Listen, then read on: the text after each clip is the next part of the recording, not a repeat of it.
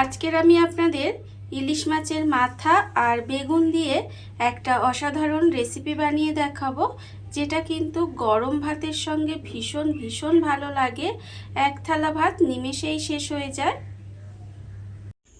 নমস্কার বন্ধুরা, শ্রাবণী রান্নাঘরে আপনাদের সবাইকে স্বাগত জানিয়ে আমি প্রতিদিনের মতো আবারও একটা রান্নার ভিডিও নিয়ে আপনাদের সামনে চলে এসেছি।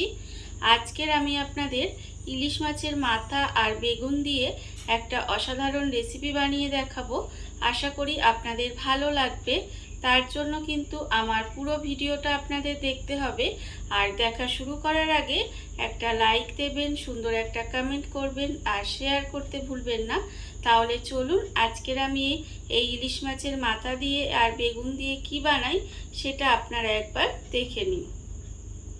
রান্নাটা করার জন্য প্রথমে আমি এখানে দেখুন একটা ইলিশ মাছের মাথা নিয়েছি, আর মাথাটা আমি এখানে মাঝখান থেকে দু আধখানা করে রেখে দিয়েছি। এইবারে মাছের মাথার মধ্যে প্রথমে আমি এখানে নুন আর হলুদ মাখিয়ে নেব। তার জন্য আমি দেখুন অল্প একটু নুন দিলাম, আর দেব আমি এখানে অল্প সামান্য একটু হলুদের গুঁড়ো। এই নুন আর হলুদ গুঁড়োটা দিয়ে প্রথমে কিন্তু মাছের মাথাটা খুব ভালোভাবে মাখিয়ে নিতে হবে। আর আমি রান্নার শুরুতে আপনাদের প্রতিদিনের মতো একটা কথাই বলবো যে প্লিজ আমার ভিডিওটা আপনারা টেনে টেনে দেখবেন না, পুরো ভিডিওটা দেখুন, আশা করি আপনাদের ভালো লাগবে। আর দেখুন রান্নাটা কিন্তু ভীষণই সহজ, খুব তাড়াতাড়ি রান্নাটা হয়ে যায়, খেতে কিন্তু ভীষণ ভালো লাগে। দেখুন মাছের মাথার মধ্যে আমি এখানে নুন হলুদ মাখিয়ে নিয়েছি। এবারে আমি মাছের মাথাটা সরিয়ে রেখে দেব। আর অন্যদিকে এখানে একটা মাঝারি সাইজের বেগুনকে আমি এইভাবে ছোট ছোট করে ডুমো ডুমো করে কেটে রেখেছি। এইবার বেগুনটাকে আমি কিন্তু বেগুনের মধ্যেও নুন হলুদ একটু মাখিয়ে নেব। তার জন্য আমি এখানে নিলাম অল্প সামান্য একটু আন্দাজ মতো নুন নিলাম, আর নেব এখানে খুব অল্প সামান্য একটু হলুদের গুঁড়ো। এই নুন হলুদটা দিয়েও কিন্তু বেগুনটাকেও খুব ভালোভাবে একটু আলতো হাতে এইভাবে মেখে নিতে হবে। দেখুন আমরা কিন্তু ইলিশ মাছের মাথা দিয়ে অনেক রকম রেসিপি খেয়েছি, তবে আপনারা যদি এইভাবে ইলিশ মাছের মাথা দিয়ে আর বেগুন দিয়ে রেসিপিটা বানিয়ে দেখেন তাহলে দেখবেন খেতে কিন্তু ভীষণ ভালো লাগে। আমার এখানে বেগুনের মধ্যে নুন হলুদটাও খুব ভালোভাবে মাখানো হয়ে গেছে। এইবারে আমি এটাকেও আলাদা করে সরিয়ে রেখে দেব। আর অন্যদিকে দেখুন আমি একটা মশলা রেডি করে নেব। তার জন্য নিয়েছি এখানে মিক্সির জারটা। এবারে আমি এর মধ্যে দিয়ে দেব সর্ষে। এখানে আমি রেখেছি 1 চামচ কালো সর্ষে আর 1 চামচ সাদা সর্ষে, আর দেব আমি এখানে কাঁচা লঙ্কা। এখানে কিন্তু আমি দুটো কাঁচা লঙ্কা এইভাবে ভেঙে দিলাম। সেই কাঁচা লঙ্কাটা আমি এখানে দিয়ে দিলাম। আপনারা কতটা ঝাল খাবেন সেটা বুঝে কিন্তু লঙ্কাটা দেবেন। আর দেব এখানে খুব অল্প সামান্য একটু নুন দিয়ে এবারে এটাকে অল্প একটু জল দেব। জল দিয়ে কিন্তু মশলাটা আমায় পেস্ট করে নিতে হবে। মশলাটা প্রথমে আমি এখানে খুব ভালোভাবে পেস্ট করে নেব। মশলাটা আমার এখানে রেডি করা হয়ে গেছে। মশলা কিন্তু আমি এখানে রেডি করে নিয়েছি। আর অন্যদিকে দেখুন আমি কিন্তু গ্যাসটা অন করে একটা কড়া বসিয়ে দিয়েছি। এইবারে আমি কড়াই দেব সর্ষের তেল। এখানে কিন্তু রান্নাটা আমি সর্ষের তেলেই করব, আর আপনারাও চেষ্টা করবেন সর্ষের তেলে করার, তবে কিন্তু রান্নাটা খেতে বেশি ভালো লাগবে। আর যদি সর্ষের তেলে না করেন তাহলে যে কোনো রান্নার তেলে করতে পারেন, তবে যেহেতু ইলিশ মাছ বেগুন আমার মনে হয় সর্ষের তেলে করাটাই বেস্ট। আমার মনে হয় সর্ষের তেলে করলে এর স্বাদটা অনেকাংশে বেড়ে যায়। দেখুন আমি এখানে তেল দিয়ে দিয়েছি। এইবারে তেলটাকে একটু গরম হতে দেব। তেলটা কিন্তু প্রথমে একটু গরম করে নিতে হবে। আর এতক্ষণ পর্যন্ত যারা দেখছেন অথচ লাইক দিতে ভুলে গেছেন তারা কিন্তু অবশ্যই একটা লাইক দিয়ে দেবেন। আর দেখুন আমি কিন্তু তেলটাকে গরম করে নিয়ে আবারও আপনাদের সামনে ফেরত আসছি। তেলটা আমার এখানে গরম হয়ে গেছে।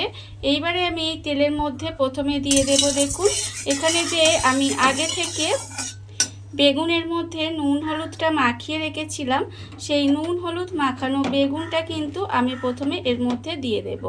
নুন হলুদ মাখানো বেগুনটা দিয়ে প্রথমে বেগুনটাকে কিন্তু লাল লাল করে একটু ভেজে নেব।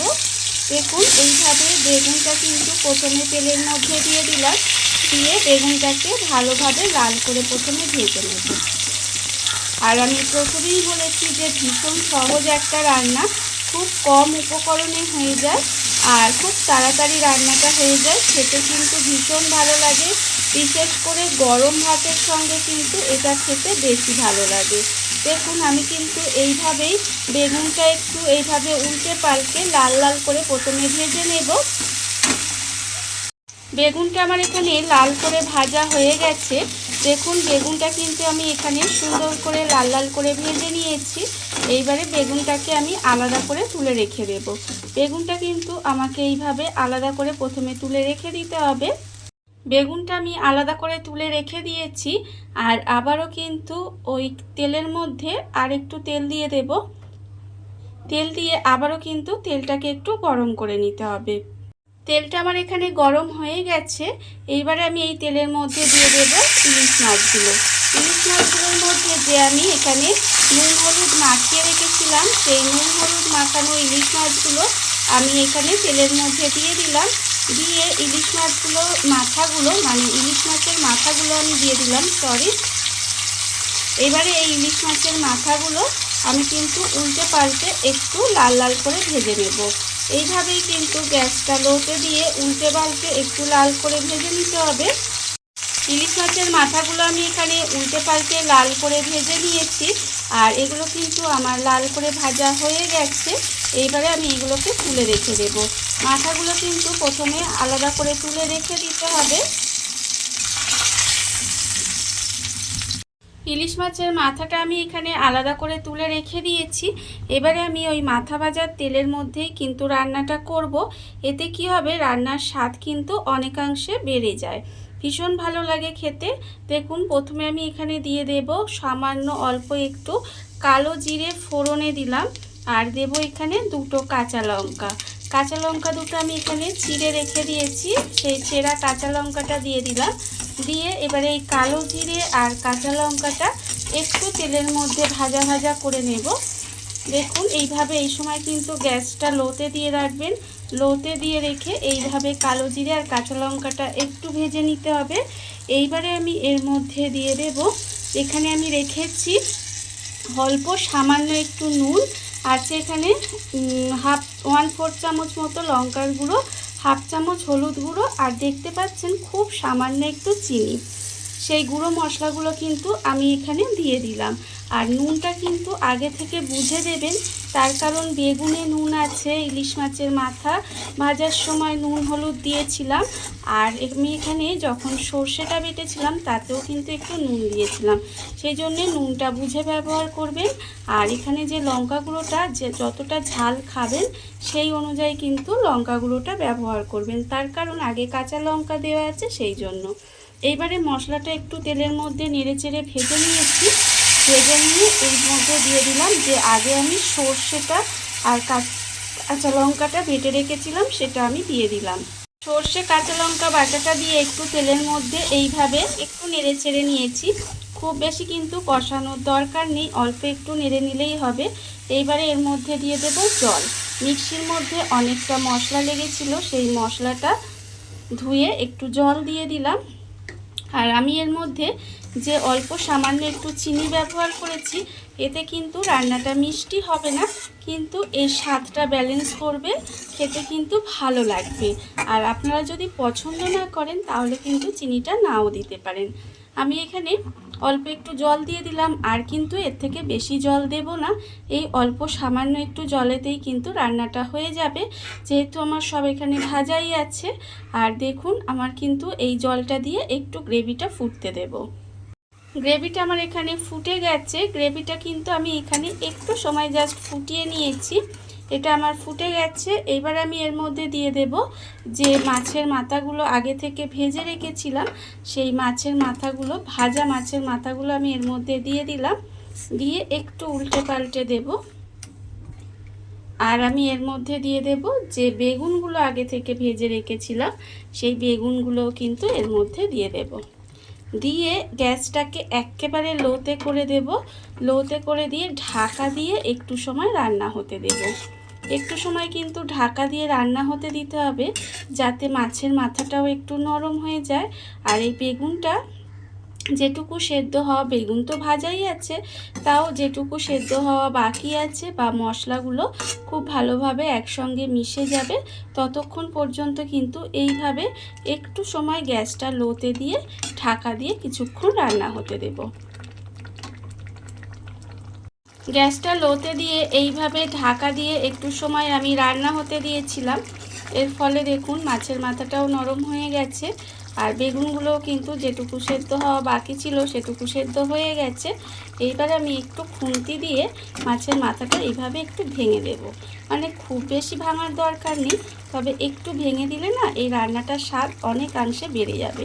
একটু মাছের মাথাগুলো এইভাবে জাস্ট খুন্তি দিয়ে একটু দু আধখানা করে দিলেই খেতে ভালো লাগবে। দেখুন আমি কিন্তু এইভাবে একটু ভেঙে ভেঙে দিলাম। ভেঙে ভেঙে দিয়ে আমি এটা উল্টে পাল্টে একটু মিশিয়ে দেব। দেখুন এইভাবে কিন্তু একটু সময় মিশিয়ে দিলাম। মিশিয়ে দিয়ে ঢাকা দিয়ে আবারও 1 মিনিট মতো একটু রান্না করে নেব। আবারও কিন্তু ঢাকা দিয়ে একটু সময় এইভাবে রান্না করে নিয়েছি। রান্না কিন্তু আমার একেবারে রেডি হয়ে গেছে। দেখুন শুধুমাত্র নামানোর আগে আমি এর মধ্যে দিয়ে দেব একটা কাঁচা পাকা লঙ্কা আমি চিড়ে রেখেছি, সেটা দিয়ে দিলাম। আর দেব আমি এর ওপর থেকে অল্প সামান্য একটু কাঁচা সর্ষের তেল। ব্যাস, রান্না কিন্তু একেবারে রেডি হয়ে গেছে। গরম ভাতের সঙ্গে যদি এই রেসিপিটা একবার থাকে আমার মনে হয় আর কিছুই লাগবে না। এই দিয়েই কিন্তু ভাত শেষ হয়ে যাবে। দেখুন আমার কিন্তু একেবারে রান্না রেডি। এইবারে আমি আপনাদের এটা পরিবেশন করে দেখাবো ঠিক কেমন হলো।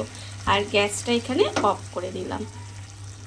দেখুন বন্ধুরা, বাড়িতে থাকা কত অল্প উপকরণে কত অল্প সময় কত সুন্দর একটা ইলিশ মাছের মাথা দিয়ে বেগুনের রেসিপি তৈরি হয়ে গেছে, আপনারা দেখতেই পেলেন। আর এটা কিন্তু খেতে ভীষণ ভালো হয়। এইভাবে আপনারাও কিন্তু একদিন হলেও বাড়িতে বানিয়ে দেখতে পারেন। আর এই ভিডিওটা যদি আপনাদের ভালো লেগে থাকে, আপনারা যদি ফেসবুক থেকে দেখে থাকেন পেজটি ফলো করে দেওয়ার অনুরোধ রইল। আর যদি ইউটিউব থেকে দেখে থাকেন চ্যানেলটি সাবস্ক্রাইব করে নেওয়ার অনুরোধ রইল। তাহলে চলুন ভিডিওটা আমি এখানেই শেষ করছি। আপনারা সবাই ভালো থাকবেন, সুস্থ থাকবেন। আবারও হাজির হব নতুন কোনো রান্না নিয়ে।